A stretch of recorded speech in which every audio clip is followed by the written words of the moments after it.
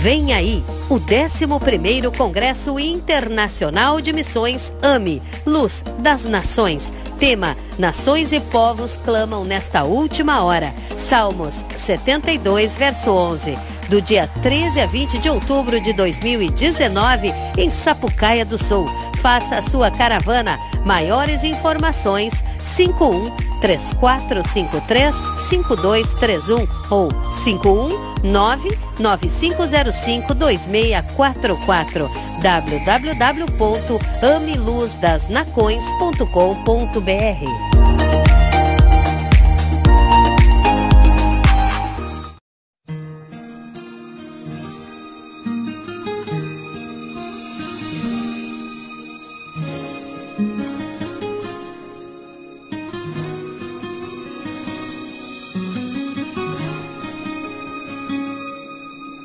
Eu trabalhei com mais um Vigilante da Torre, seu canal 100% cristão. E hoje vamos estar meditando sobre o reino de Deus. Para os judeus da época que seguiam Jesus, eles tinham uma ideia sobre reino como uma transição de governo. Eles acreditavam piamente e esperavam que o Messias viria na descrição de Ezequiel, né? Como o profeta Ezequiel descreveu, aquele general montado num cavalo branco, liderando tropas para libertar Israel das mãos dos romanos, torná-la independente e governar, dando sequência a um reino próspero e abundante como foi o reino de Salomão e o reinado de Davi, seu pai, anteriormente. Só que eles não conseguiam entender as profecias e ver que o Jesus profetizado por Ezequiel e o Jesus profetizado por Isaías, sem parecer, sem formosura, né, humilhado e homem de dores, eram a mesma pessoa. E de repente surge um meigo nazareno no cenário. E este homem humilde começa a falar sobre amor. Começa a pregar sobre paz. Começa a pregar sobre ser grato, sobre manifestar características que não lhes eram comuns na época. Muitos ficaram até mesmo confusos. Esse homem está dizendo para nós amarmos nossos inimigos. Nossos inimigos é Roma. São os romanos, eles nos maltratam, eles batem em nós, eles nos forçam a carregar suas cargas. E esse homem está dizendo para nós amar essa gente. Por isso que a mensagem de Jesus foi um verdadeiro choque. Só que ele estava falando dos atributos que formam o reino. O reino de Deus, ele é citado 119 vezes dentro do Novo Testamento. A palavra reino, ela é citada 119 vezes. E tem um propósito nisto. Fazer com que as pessoas compreendam o que o Senhor quis dizer com isto. Na oração do Pai Nosso, por exemplo, ele ensina-nos a pedir para Deus, né, que nos traga o seu reino, que faça com que o seu reino venha a nós. Ou seja, que muito mais de Deus venha a nós. Como reino, este reino, ele tem um rei, que é Deus.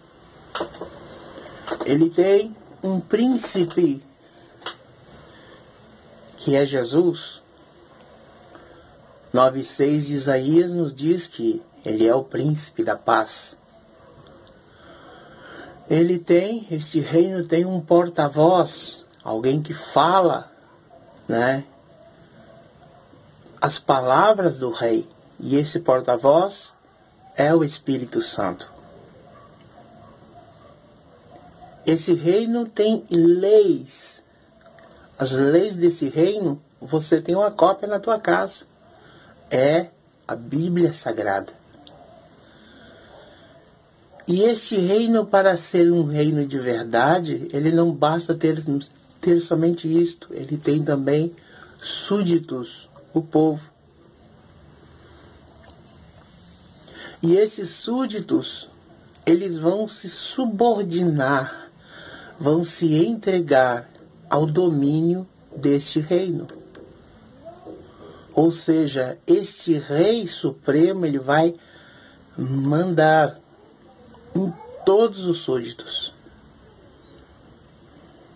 Para nós que vivemos numa democracia presidencialista, nós não conseguimos compreender muito bem a dimensão disto que é servir a um rei, né?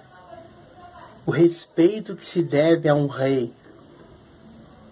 Se nascêssemos, por exemplo, na Inglaterra, saberíamos muito bem disto, porque por milênios eles têm reis e rainhas, né?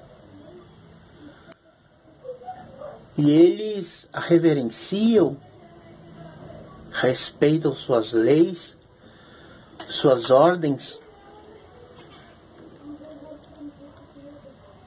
E é isso que constitui o reino. E quando o Senhor diz-nos para nós clamarmos, venha a nós o teu reino, nós estamos nas entrelinhas pedindo para Deus: controla tudo que é meu, controla toda a minha vida, me subordina ao teu querer.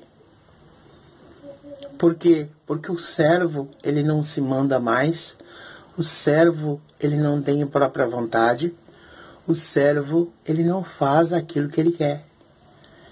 Ele faz aquilo que ele é mandado. O servo, ele é o primeiro a levantar. O servo, ele trabalha o dia inteiro. O servo, ele é um dos últimos a ir dormir. Porque ele é servo. Nos dizemos servos de Deus, mas queremos muitas das vezes que Deus nos sirva. E aí vemos doutrinas, como nós temos aqui nos nossos estudos sobre seitas e heresias, nós vemos doutrinas como o determinismo. Pessoas, eu determino isso, eu determino aquilo. Como se Deus fosse fazer por ordem da sua voz, por ordem daquilo que Ele quer. E as coisas ocorrem pela vontade de Deus. E enquanto nós não conseguimos entender isto, continuamos nos debatendo e vivendo na fronteira. Como assim vivendo na fronteira? Na fronteira entre o reino de Deus e o reino deste mundo. E por incrível que pareça, se você estudar a Segunda Guerra Mundial, você vai prestar atenção e ver.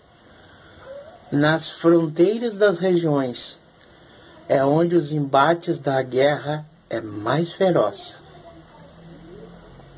Por quê? Porque existe um povo resistindo e um povo avançando, querendo entrar.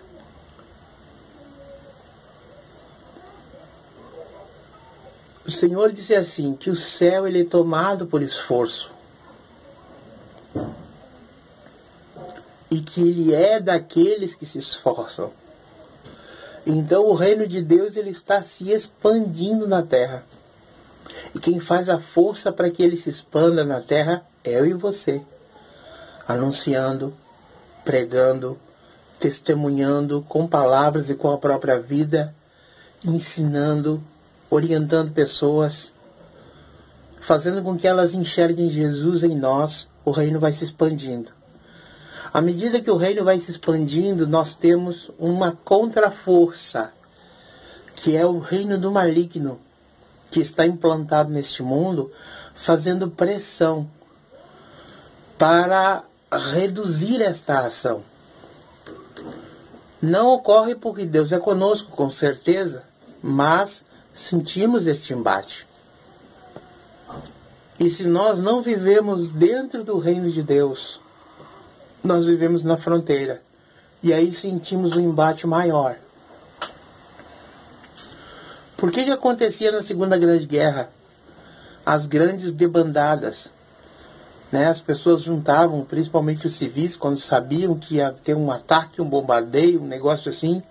Eles juntavam tudo que tinham. Entravam nos trens, entravam nos carros, nas carroças e procuravam fugir o mais rápido possível para sair daquela localidade. E muitas das vezes deixando casa, deixando mobília, deixando tudo para trás. Só levava algumas mudas de roupas, alguns pertences pessoais, alguns documentos e saía. Porque eles sabiam que pelo fato deles não serem militares, ia sobrar para eles. Ia ter morte de um lado, ia ter morte de um outro. Mas os que estavam no meio, os civis que estavam no meio, iam sofrer também.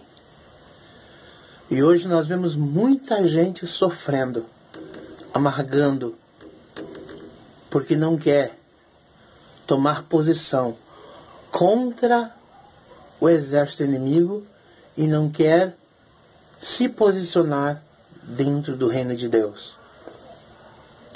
Quando as coisas lhe favorecem, corre para o reino de Deus. Quando as coisas não lhe favorecem, se afasta do reino de Deus. E nessa elasticidade de vai e vem, o que ocorre é o rompimento. E aí nós temos o quê? Mais um desviado no mundo. Que Deus venha nos dar graça, nos ajudar a viver verdadeiramente para o Senhor. Graça e paz. Não te esqueça, confere a tua inscrição, deixa o teu like aí para nós, Essa é a forma que a máquina YouTube entende que você está gostando dos vídeos, que você está prestando atenção, que você está assistindo, Siga-nos nas nossas redes sociais, elas estão aí para você, nos seguir, se assim desejar. E nessa família vigilante da torre. Graça e paz.